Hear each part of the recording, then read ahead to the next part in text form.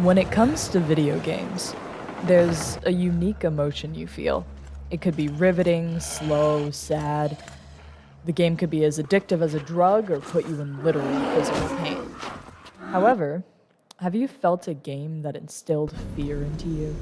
Not a horror game, but the situation is so calm and yet desolate.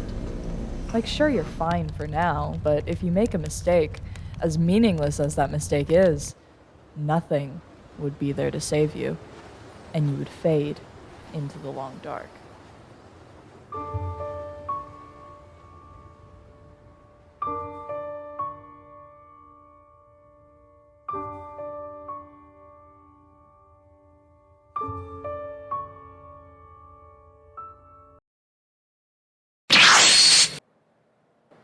What's up, fellas? My name is Moreless Artist. You can call me Moral or Artist.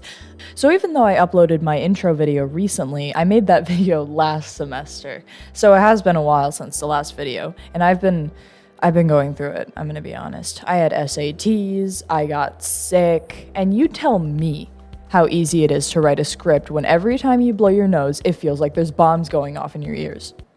I'm not mad. Yes, I have sinus problems. Why? So let's talk about The Long Dark, shall we? The Long Dark is a first-person survival game made by Hinterland, where the game just drops you in with no experience whatsoever. Your plane crashes because of a geomagnetic storm that may have destroyed all electronics in the world, but specifically in this island called Great Bear. The island is thorough and extensive, with maps you can fill in yourself. And the game leaves you with one question: how long can you survive?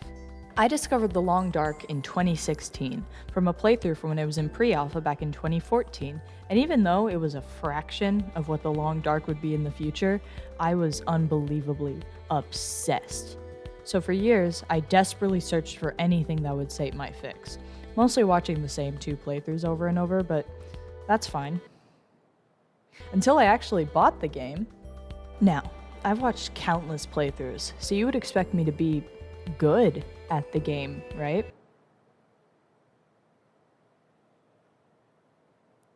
No.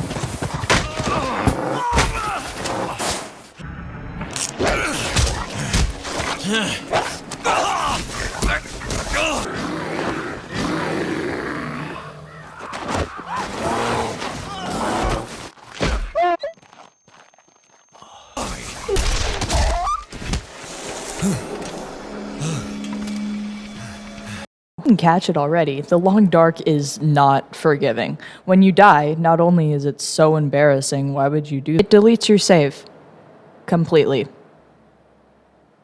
So being discouraged by permadeath, I didn't play it that much. I know practice makes perfect, but I would always end up dying in the worst or stupidest way possible. No matter how hard I tried, most of my saves were just me sprinting through quote-unquote Pleasant Valley, trying to look at the far territory. But you may be wondering, if I'm so discouraged to play this game, why do I like it so much? Why am I making a video on it if I don't play it? And also, why do I have 100 hours if I don't like it so much? Well, one answer is that I just like watching playthroughs of it more now because I'm usually too tired to play. That'll probably stop when school ends, but the true answer is 2 words: Wintermute. Basically training wheels. Not only does it give The Long Dark a true, fleshed out story, it provides the absolute basics like starting fire, eat food, get free map, gun. Okay, there are firearms in survival, but you're pretty much guaranteed a firearm in your Wintermute playthrough. In survival, depending on your difficulty, this luck can vary greatly. Guns aren't even a thing in the highest difficulty. Though I call Wintermute training wheels, it really is just a simpler way to play. Survival mode requires a lot of time and patience. A rite of passage for hardcore players is the Will to Live achievement, which requires you to survive 500 days in a single game, which could take up to 500 hours, not including time-skipping activities like reading, crafting, or sleeping. But that is still a lot of time. Too much. Which is why I like Wintermute. The beginning starts out with you as William Mackenzie, a seaplane pilot who delivers to rural parts of Canada. Astrid, a doctor, and your possibly ex-wife, walks in with a mysterious briefcase, telling you that she must get to someone who is sick on the remote island of Great Bear. Mackenzie resists a little because of the blizzard outside and the fact that he hasn't seen Astrid since an unknown incident, but the more he resists, the more the conversation turns into an argument. Personally, I don't think the scene is the best. However, I am in love with the illustrated style that they chose, opting for a few camera angles and keeping their poses quite static. It reminds me of like a comic book or something. I wish they did more third-person cutscenes, because after the prologue, the cutscenes for Mackenzie are only in first person. Even though I don't like how much they say sense and get cut off, it does the trick of making you want to know why things have been bad since the whatever. I know how hard it's been. No. You don't know, Mackenzie. You don't know anything. You don't think I feel it too? Are you gonna take me or not? The longer I wait, the worse it'll get. Damn it. I don't have time for this. Wait. Throw your bags in the plane. I'll get started on pre-flight. Better buckle up tight, because it's gonna be a rough ride.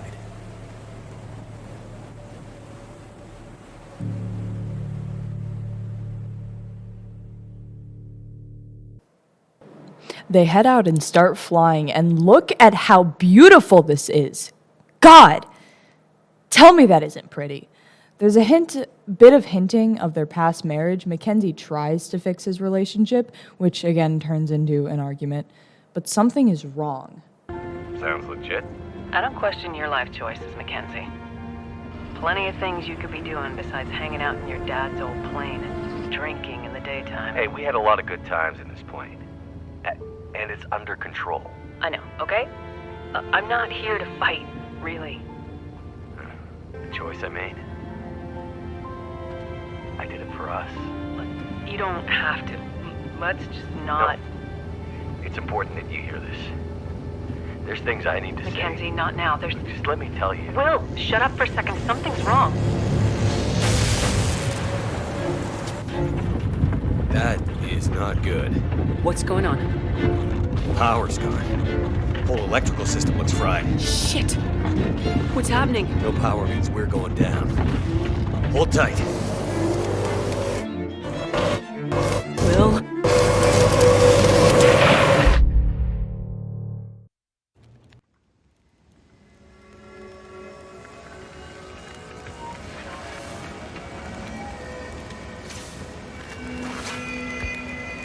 Astrid.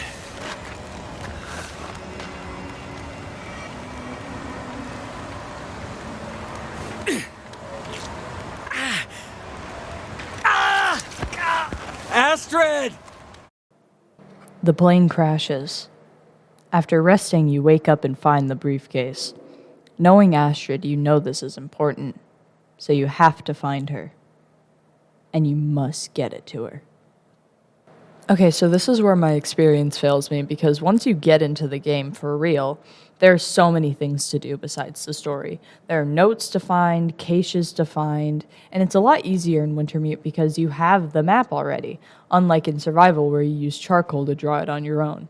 I don't like this feature, but I don't wish death upon it. It's one of those completionist things that isn't really my style, but you get an achievement for it.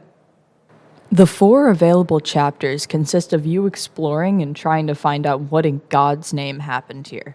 Help survivors and try and help yourself. Assisting and being assisted by a wacky cast of characters, including an old blind woman with a gun who may have seen Astrid, but her memories are so foggy it isn't that easy to tell. Literal criminals from a maximum security prison where it is so dead, the land around it is the prison. A man who is God? I don't know, dude. And an old hunter who has been in a lifelong battle and was attacked by a supposed immortal demon bear, which is the worst part of the game.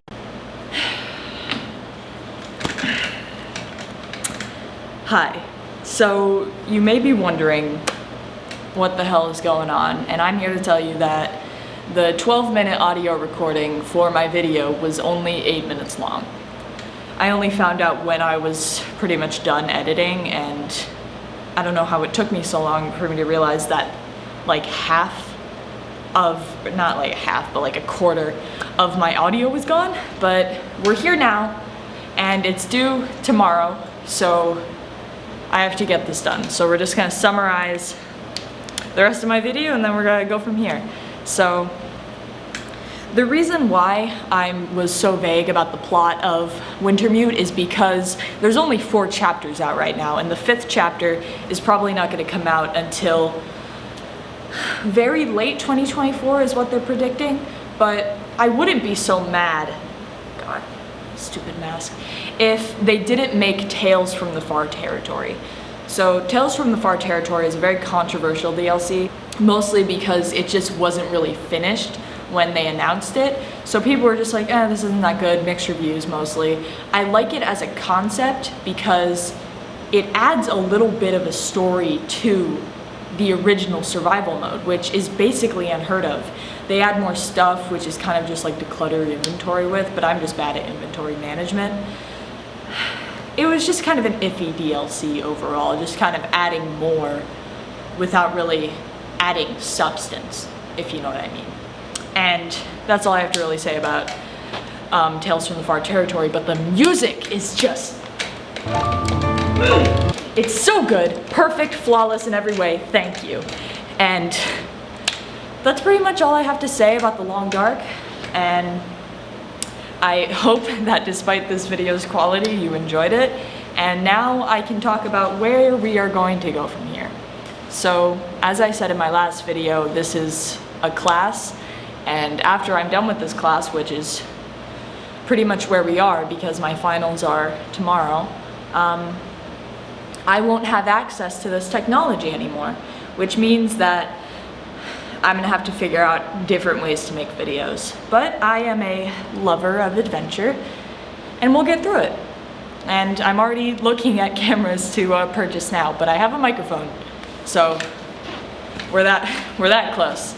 But with that being said, I thank you for watching, and I'll see you guys in the next one. See ya, fellas.